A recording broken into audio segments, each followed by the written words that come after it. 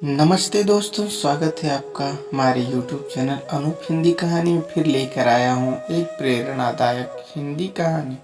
यह कहानी है टोक्यो शहर की। टोक्यो के निकट एक महान जैन मास्टर रहते थे।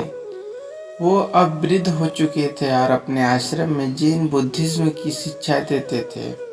एक नौजवान योद्धा जिसने कभी कोई युद्ध नहीं हारा था, उसने सोचा कि अगर मैं मास्टर को लड़ने के लिए उकसाकर उन्हें लड़ाई में हरा दूं तो मेरी ख्याति और भी फैल जाएगी। और इसी विचार के साथ वो एक दिन आश्रम पहुंचा।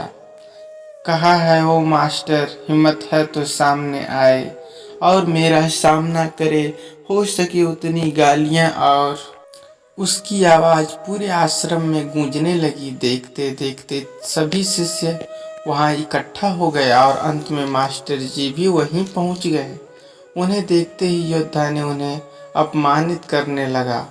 उसने जितना हो सके उतनी गालियां दी और अपशब्द मास्टर को कहे, पर मास्टर फिर भी चुप रहे और शांति से वहां खड़े रहे।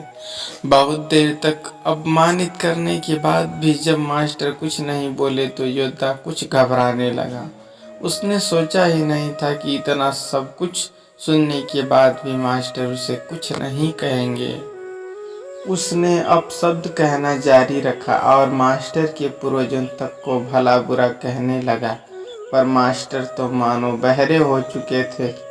वो उसी शांति के साथ वहां खड़े रहे और अनंत योद्धा थक कर युद्ध खुद ही वहां से चला गया।